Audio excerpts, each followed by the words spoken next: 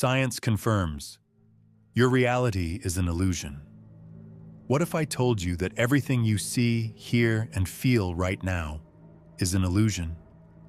Not some kind of magic trick, but a personalized reality that your brain is building just for you. Think of your senses as a faulty camera, one that doesn't just capture the world as it is, but instead creates a unique version of it, shaped by your own biology and beliefs. In this video, we're going to explore the mind-bending science that suggests the world out there is fundamentally different from how you perceive it, and what that really means for your understanding of reality itself. Section 1. The Great Deception of Your Senses. Most of us go through life with a simple, unspoken belief. What we see is what's there. Philosophers have a name for this: naive realism, the gut feeling that our senses give us a direct, truthful window to the world. It seems obvious, doesn't it? The coffee cup on your desk is really there. The sound of traffic outside is really happening. The floor beneath you is objectively solid. But that common sense view starts to fall apart with just a tiny bit of prodding. Take a classic illusion: a straight stick that looks bent the moment you dip it in water. The stick itself hasn't changed, but your perception of it has. So which one is real? The straight stick you can feel, or the bent one you can see? This isn't just a party trick. It's a crack in the very foundation of the reality you take for granted. Visual illusions, from the dress that tore the internet apart over its color, to the checkerboard trick that makes your brain see two identical shades as totally different, all point to the same startling fact. Your perception isn't a passive recording of the world.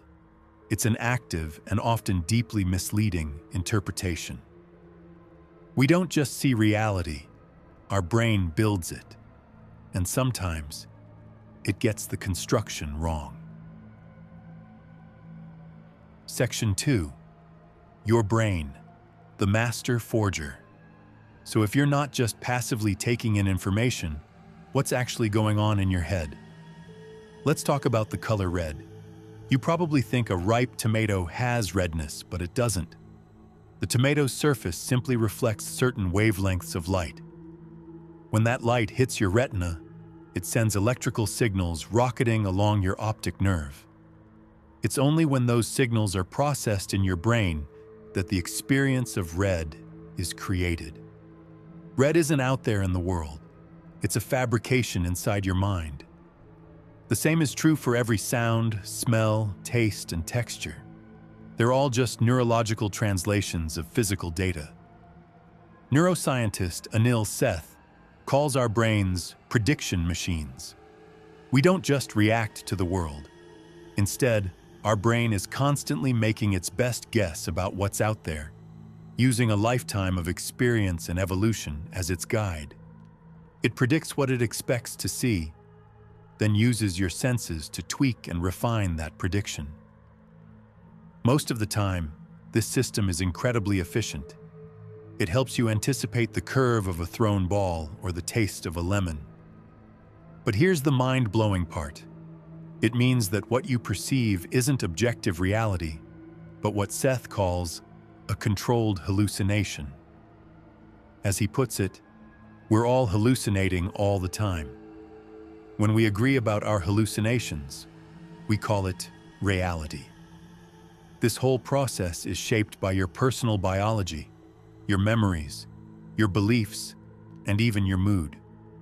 It's why two people can witness the exact same event and walk away with completely different stories.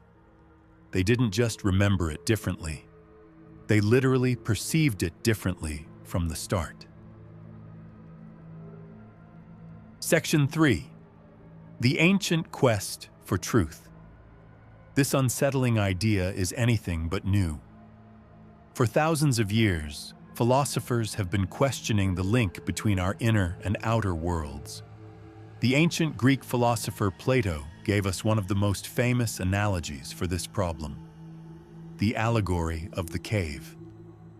He imagined prisoners chained up, able to see only shadows dancing on a wall. To them, those flickering shadows are reality. They have no idea about the real objects casting the shadows, let alone the true world outside.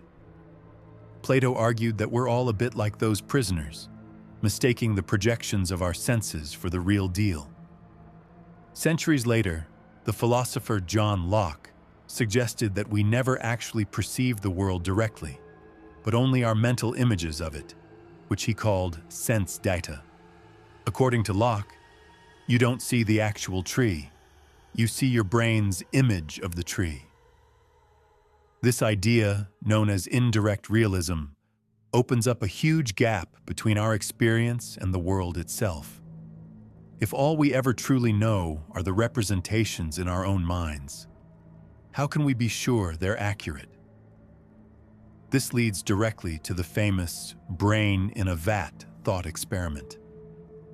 How do you know you're not just a brain in a lab, being fed signals that create a perfectly convincing but totally fake world? Some thinkers, like George Berkeley, took it even further. He argued that there might be no physical world at all, only minds and their ideas exist. His famous line, "To be is to be perceived," suggests that a tree falling in a forest with no one around doesn't just make no sound, it might not even exist. While that seems extreme, it highlights the same fundamental problem that science is now facing.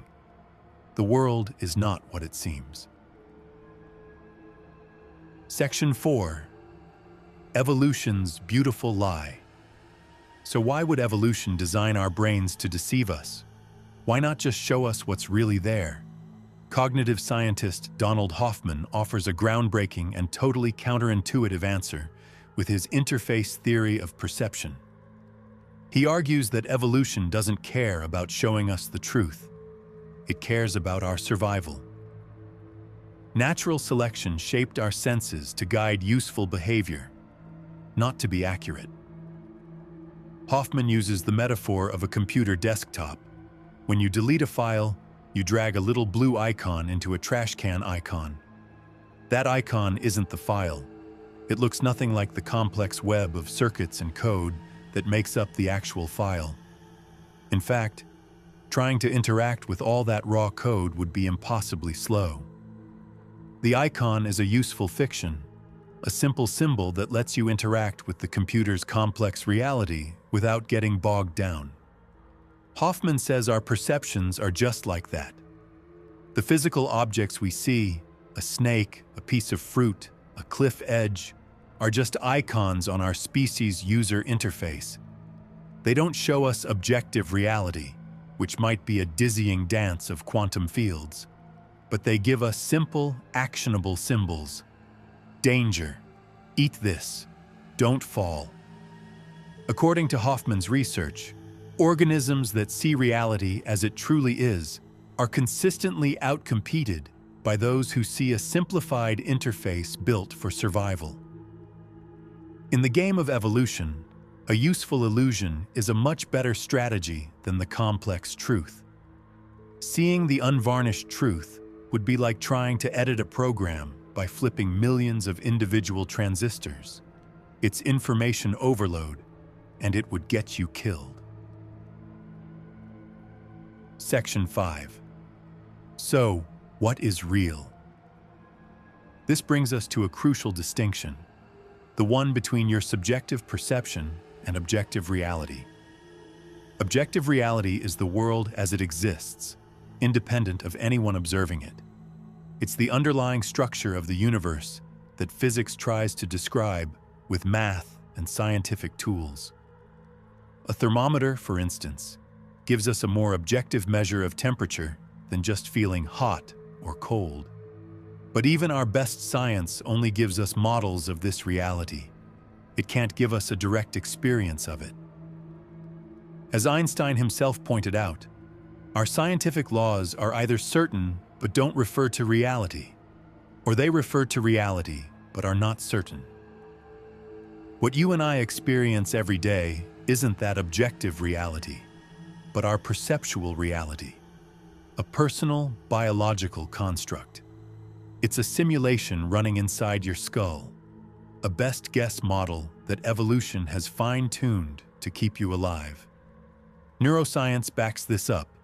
Studies show that what you perceive is constantly being altered by what you plan to do. If you look at a picture with the goal of identifying an object, your brain processes it differently than if you look at the same picture to decide if you could camp there. The world you see is actively shaped by your intentions. Perception isn't about seeing what's there, it's about seeing what's useful. Realizing this shouldn't send you into an existential spiral. Instead, think of it as an invitation to be more curious. If our reality is a construct, maybe we have more power to shape our experience of it than we thought. If this video opened your mind, imagine what else is out there to discover. Consider subscribing for more videos that challenge your assumptions about the world, and let us know in the comments. If your reality is a controlled hallucination, what does that mean to you? Conclusion. So what do we do with this information? Understanding that your reality is a personal illusion doesn't mean the chair you're sitting on will vanish or that you can suddenly walk through walls. The rules of our interface are persistent and shared, which is what we call consensus reality. But knowing that your experience is constructed can be incredibly empowering. For one, it encourages a bit of humility, reminding us that our view of the world isn't the only one, and it certainly isn't the absolute truth. It can foster empathy, helping us realize that other people genuinely see things differently. And most of all, it inspires a sense of wonder. The fact that billions of neurons are firing in your brain right now to generate your unique experience of consciousness is maybe the greatest marvel in the known universe. The purpose of a living thing isn't to understand the world, it's to survive in it. Our brains evolved to do just that, creating a beautiful and useful illusion for us to live inside. The world is not what it seems, but that doesn't make it any less incredible. It just adds another layer of mystery and invites us to look at our own perceptions with a fresh sense of awe. So I'll leave you with one last question. If you're not seeing reality, but an interface hiding a much deeper mystery, what do you think is behind it?